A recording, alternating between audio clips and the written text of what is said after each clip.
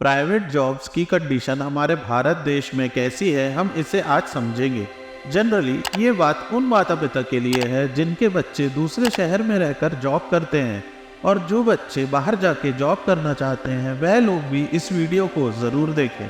इस वीडियो में हम और जानेंगे कि ऐसे क्या रिफॉर्म की ज़रूरत है हमारे देश में जिससे जॉब पाना सबके लिए ईजी हो जाएगा। आपका स्वागत है सीरियस चर्चा में। तो जनरली हमारे यहाँ के लोगों को पता नहीं होता कि प्राइवेट जॉब्स कितने प्रकार की होती है।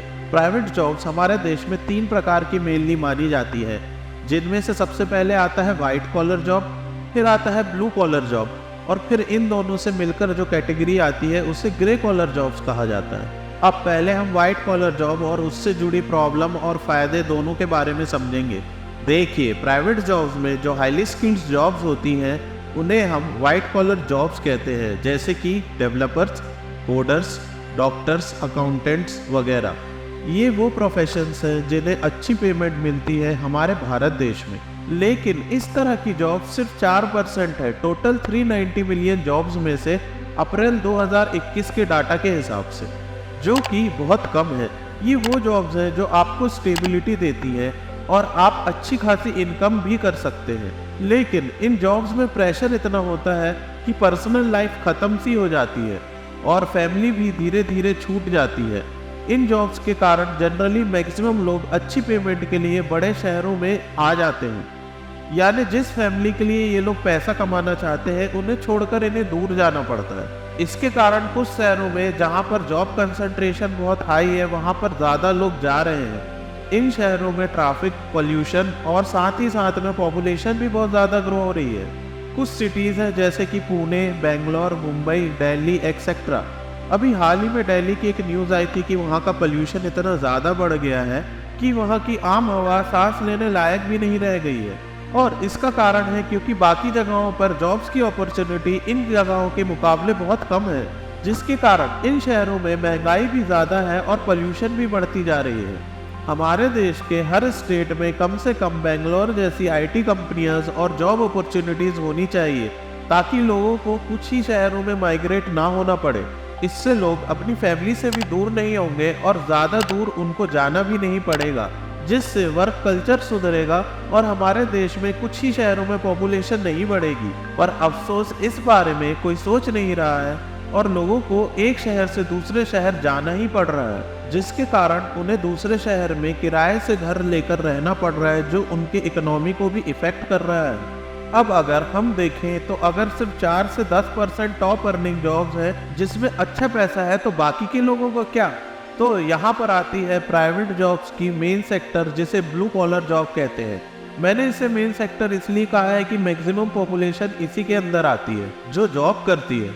ये वो प्राइवेट जॉब्स है जिसमें कोई स्पेशल स्किल की ज़रूरत नहीं है और लगभग 85 से 90% Indian youth blue collar job में ही है। अब ऐसा नहीं है कि ये यूथ पढ़ा लिखा नहीं है, लेकिन लोग बोलते हैं कि इनके पास स्किल नहीं है कि ये वो जॉब कर सके।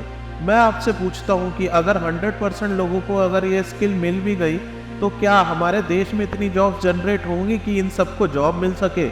हमारे देश में मैक्सिमम यूथ लोन लेकर पढ़ पाता है और उसके बाद उस पर पैसे कमाने का बोझ आ जाता है, जिसके कारण वो आगे पढ़ नहीं पाता या स्किल ग्रैस्प नहीं कर पाता। जाहिर सी बात है इसमें हमारे एजुकेशन सिस्टम की गलती है, जहाँ पर सिर्फ बुकें रटाई जाती है, ना कि कोई स्किल सिखाया जाता है। जाहिर सी बात है इस तरह की जॉब्स में ज़्यादा सैलरी नहीं होती, जैसे कि Zomato delivery boy, plumber, factory worker, shops और मॉल्स में काम करने वाले। ये वो लोग हैं जिन्होंने पढ़ाई तो अच्छी की है लेकिन उसके आगे स्किल नहीं सीख पाए और मजबूरी में इन्हें ये सब जॉब करनी पड़ रही है। एजुकेशन सिस्टम में ऐसा रिफॉर्म आना चाहिए ताकि उसमें इस तरह से पढ़ाया जाए कि आने वाले मार्केट में जो जॉब्स आने वाली हैं उसके हिसाब से आदमी बस ग्रेजुएट होते ही स्किल्ड हो जाए, उसे अलग से पैसा खर्च कर या फिर कहीं और जाकर स्किल न लेना पड़े। पर जनरली आजकल हमारे देश में एजुकेशन एक बिजनेस हो गया है और कुछ नहीं।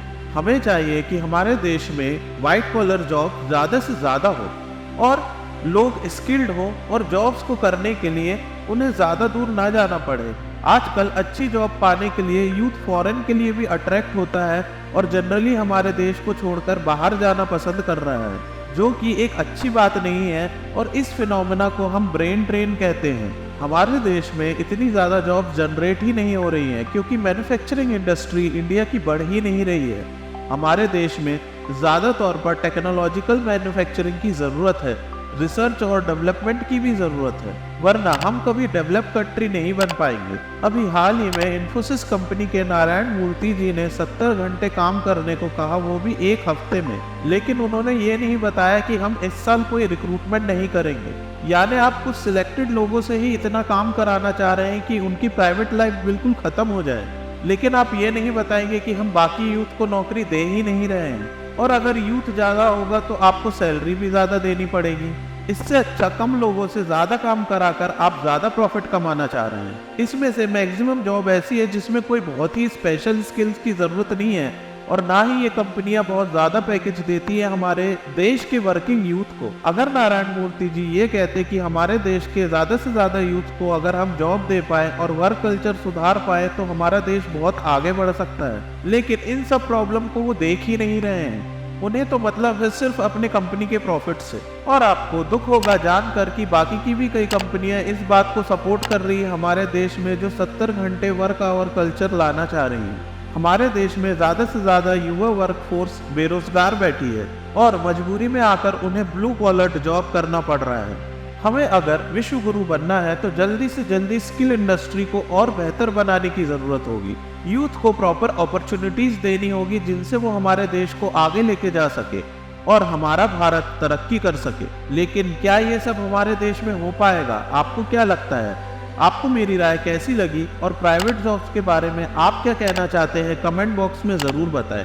और ऐसे ही टॉपिक्स देखने के लिए सब्सक्राइब कर लीजिए। धन्यवाद।